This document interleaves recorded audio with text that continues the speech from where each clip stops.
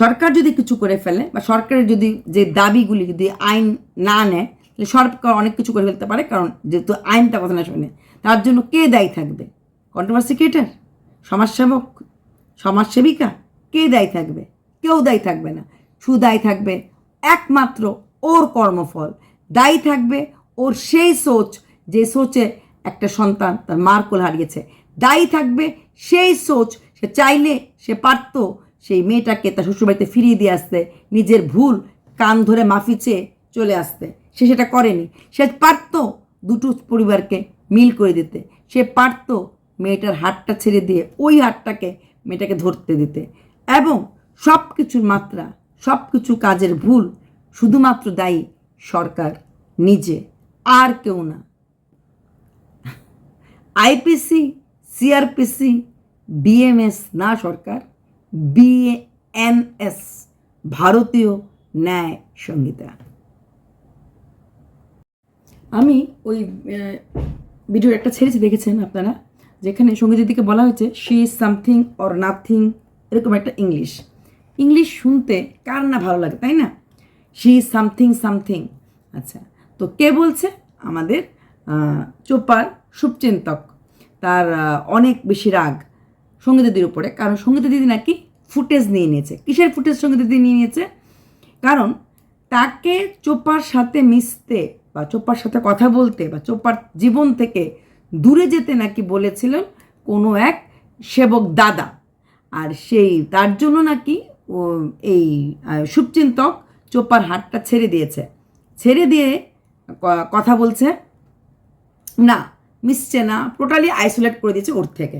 এটা হচ্ছে সরকারের কথা, মানে শুভচিন্তকের কথা।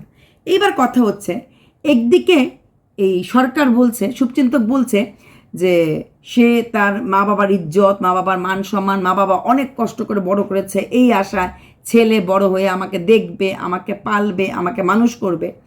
আরেকদিকে সে বলছে সে নিজের থেকে তার থেকে দূরে সরে আসে নাই, তাকে দূরে সরে আসতে বলা হয়েছে, তাকে দূরে থাকতে বলা হয়েছে, তাকে চোপার সাথে না মিশতে বলা হয়েছে। কে মিশতে না করেছে?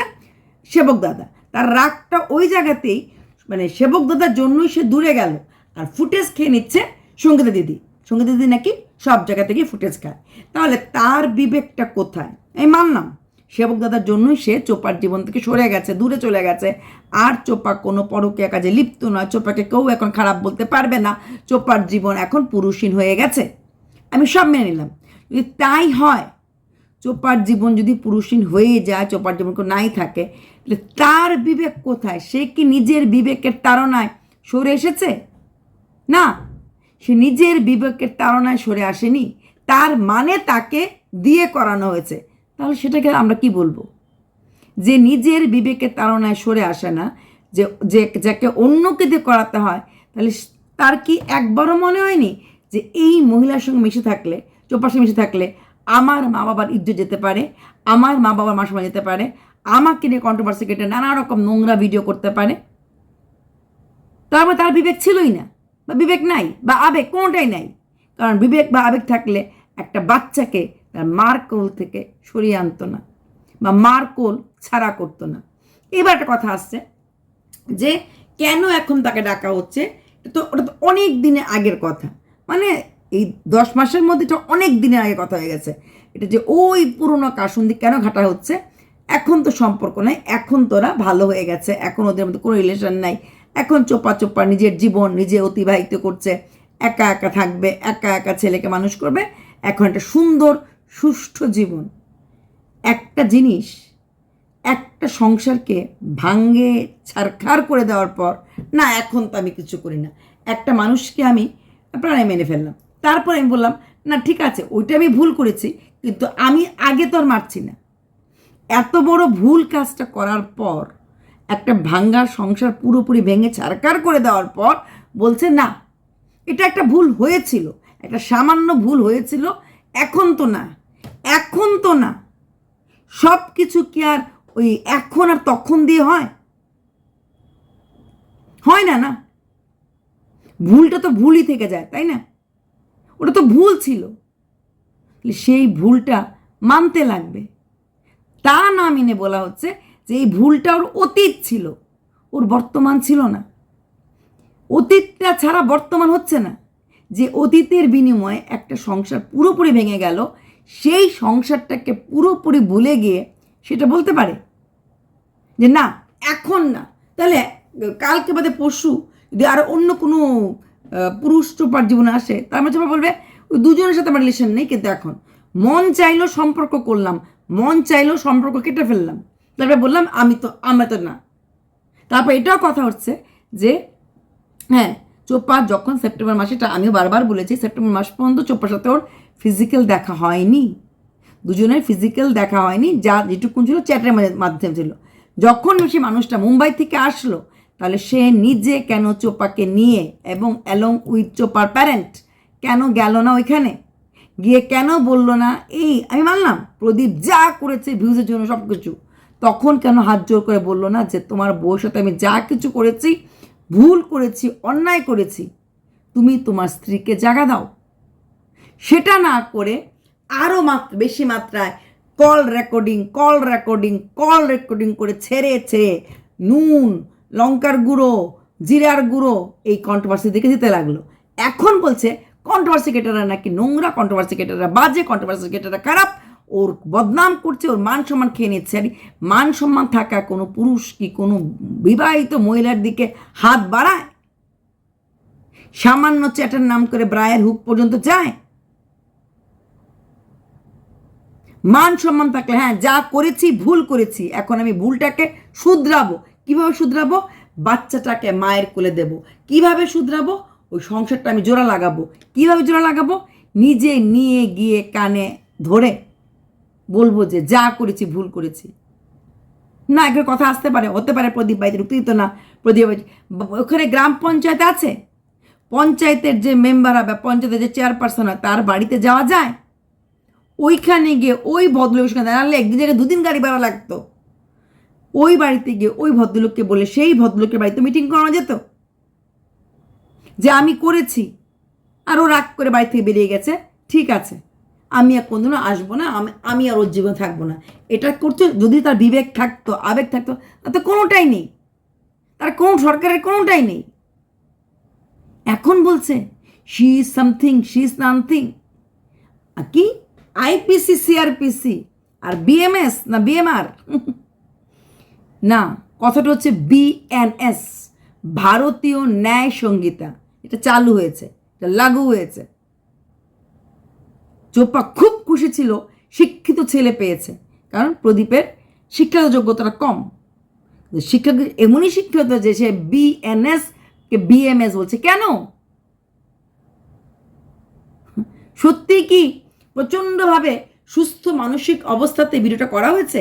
বারবার যেভাবে হাঁকলিয়ে অবভিয়াসলি রিপ্রেজেন্টেটিভ না, আমি রিপ্রেজেন্ট করছি, প্রতিটি জায়গায় ধাক্কে ধাক্কা দিয়ে কথাগুলি বলা হচ্ছিল। তাহলে এই অবস্থা থাকলে পরে চোপাকে কি সত্যি ভালো রাখতে পারবে? আমিও চাই চোপার জীবনে যদি কোনো সেকেন্ড মানুষ আসে, সব দিক দিয়ে ভালো আসবে, সব দিক দিয়ে ফেয়ার আসবে, কারণ মেয়েটা একটা ধাক্কা খেয়েছে। সত্যি কি মনে হয় এই লোকটা ভালো না? এখন তোমরা বলবে ও তো সরেই গেছে, ও তো চলেই গেছে, ও তোর ওর জীবনে নেই। সরে গেছে বললেই চলে যাওয়া হবে? চলে গেছে বলেই চলে যাওয়া হবে? তারপর যখন ছেলেটা বড় হয়ে বাচ্চাটা বড় হয়ে জিজ্ঞেস করবে যে মা তুমি যার জন্য বাড়ি ঘর ছেড়ে বাবাকে ছেড়ে আসলে, সেই মানুষটা তো তোমার পাশে নেই, কেন নেই? ইচ্ছা হলো একটা মেয়েকে আমি সংসার থেকে বার করে নিয়ে আসলাম, টেনে আনলাম, মা সব কিছু আনলাম, তারপরে যেহেতু আমাকে না করেছে মিশতে, আমি আর মিশলাম না, আমি এখন তো গুড বয় হয়ে গেলাম। ইচ্ছা করলেই গুড বয় আর ইচ্ছা করলেই ব্যাড বয় হওয়া যায়। আরেকটা কথা, ভারত আইপিএল জিতেছে বলে এত মানে খুশির নেই। আম্বানির স্বাধীনে আমরা সবাই ব্যস্ত আছি, মানে আনন্দ করছি, বাট ট্রেন্ডিংয়ে আছে। হ্যাঁ আইপিএল জিতেছে, এটা অনেক দিন হয়ে গেছে, আম্বানি বেটা এর মধ্যে হয়েছে।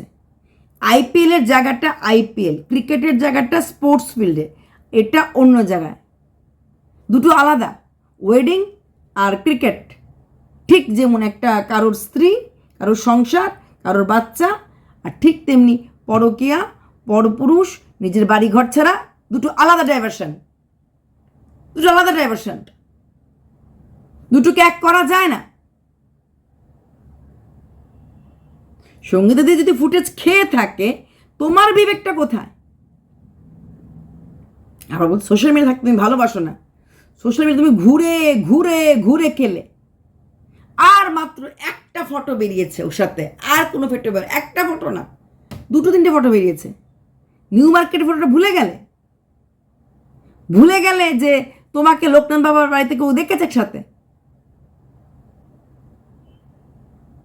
সব কিছু ভুলে যাওয়া যায় না? মানুষ ভুলে যাবে?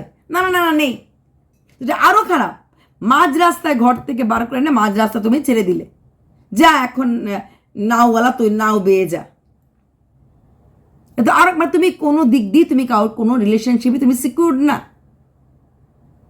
তোমার নিজের স্ত্রী ছিল, তাকেও তোমার সাথে ডিভোর্স হয়ে গেছে। রেসপন্সিবিলিটি নিতে লাগে, নিতে পারছো না। আর নেওয়ার মতো কোনো তোমার ইসেও নেই, সাহসটাও নেই যে ইয়াস আমি করেছি, ইয়াস আমি বলেছি। সেই সাহসটুকু তোমার মধ্যে নেই। ওই সৎ সাহস তোমার মধ্যে নেই। কেন নেই?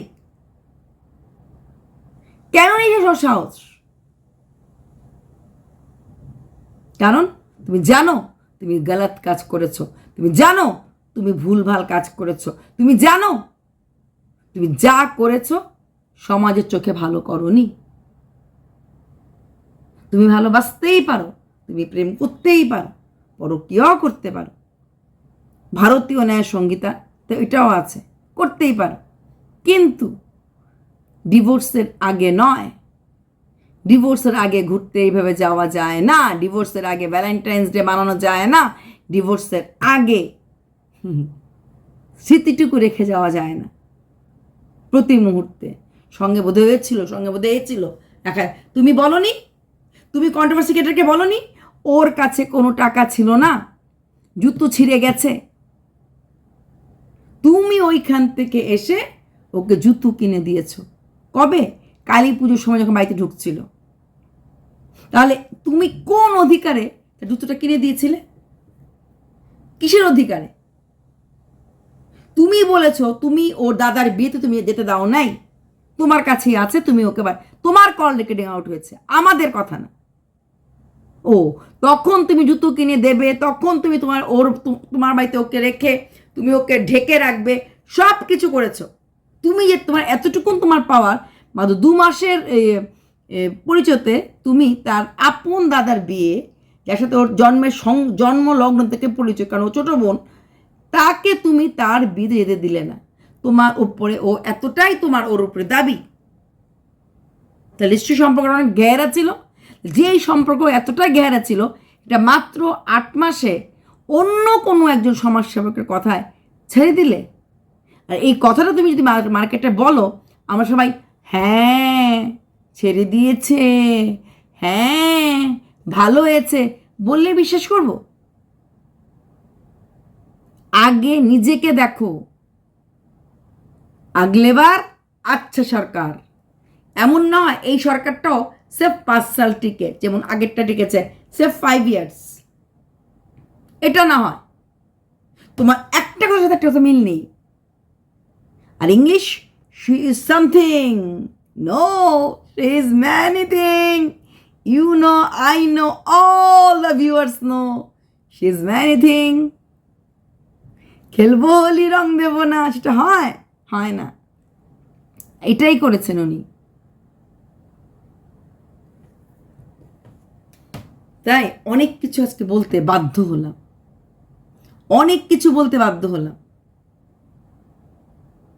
কালকের ভিডিওটা অনেকটা বড় হয়ে গেছিল, আর যে সব কথা বলতে পারিনি, তোমার ভুল পয়েন্টগুলি করেনি। যদি তুমি আইনের কাছ থেকে তোমার হিসাব নিকাশ পূরণ করতে না পারো, যদি আইনের কাছে তোমার চাওয়া পাওয়া পূরণ না হয়, তাহলে তুমি তোমার শেষ বিচারটা নিজেই করবে। এটাও কিন্তু এক ধরনের ব্ল্যাকমেলিং। এই স্টেটমেন্টটা কিন্তু তুমি ব্ল্যাকমেলিং করছো। ভারতীয় আইন অনুযায়ী কিন্তু আমাদের জীবনটাও আমরা নিজেরা কেড়ে নিতে পারি না। এই জীবনটার অধিকার সরকারের, দেশের। জানো কি এটা? তোমার দেহ, তোমার শরীর, তোমার চোখ, তোমার হাত, তোমার মুখ, কিন্তু কার আন্ডারে আছো তুমি? ভারত সরকারের আন্ডারে আছো। তো সেখানে দাঁড়িয়ে তুমি থ্রো কলিং, ব্ল্যাকমেলিং করছো। যে কোনো কিছু হতে পারে, যে কোনো সময় অনেক কিছু হতে পারে, হয়ে গেলে কে দায়ী থাকবে, কাকে দায়ী করা হবে, কন্ট্রোভার্সি কেটে দায়ী করবে না, অমুককে দায়ী করবে না, তমুককে দায়ী করবে, কেউ দায়ী থাকবে না। তোমার পাপের ফল তুমি ভোগ করবে, কেউ দায়ী থাকবে না। তোমার স্মার্টনেস তুমি ভোগ করবে, কেউ দায়ী থাকবে না। তুমি যে ভুলভাল কথা রেকর্ডিং ছেড়েছ সে দায়ী থাকবে, কেউ দায়ী থাকবে না। তুমি যে পাপ করে ক্ষমা চাওনি সে দায়ী থাকবে। বোঝাতে পারলাম? তাই কাউকে ওই চ্যালেঞ্জিং বার্তা না, সাবধানী বার্তা, থ্রেটেনিং বার্তা, তুমি যেই বার্তাই দাও না কেন, সবটা আঙ্গুল ঘুরে তোমার দিকেই পড়বে। পুরো আঙ্গুলটা এইভাবে যাচ্ছে না, সব তোমার দিকে। মানুষ বলে না একটা আঙ্গুল গেলে বাকি 4টা আঙ্গুল আমার দিকে, কিন্তু এখানে এমন হবেই না। 5টা আঙ্গুলই তোমার দিকে থাকবে। সবচেয়ে বড় ভুল তুমি করেছো যখন দেখেছো মেয়েটা বাড়ি থেকে বেরিয়ে এসেছে, মেয়েটাকে বাড়িতে জায়গা হচ্ছে না, ঝগড়াঝাটি, তখন তুমি মেয়েটাকে নিয়ে ডাইরেক্টলি বাতকুলা, অ্যাটলিস্ট যদি ওর বাড়ি যেতে সাহস না পেতে পঞ্চায়েত প্রধানে যেতে পারতে। তুমি যদি আধার কার্ড দিয়ে চোপার বাবার কল রেকর্ডিং বার করতে পারো, তো এতটুকুন সাহস ছিল না মেয়েটাকে ডাইরেক্ট পঞ্চায়েতের কাছে যেতে? যাওয়ার পর ওইখান থেকে না হয় ওরা মিল করে দিত। সত্যি তুমি ওয়েল উইশার হতে, সত্যি যদি শুভচিন্তক হতে, কোনোটাই না, সবটাই ভাওতাবাজি।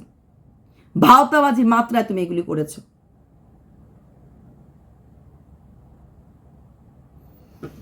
অনেক কিছু বলার ছিল, আর অনেক কিছু বলার আছে, হয়তো বলবো আবার কোনো একদিন। চলো, বাই।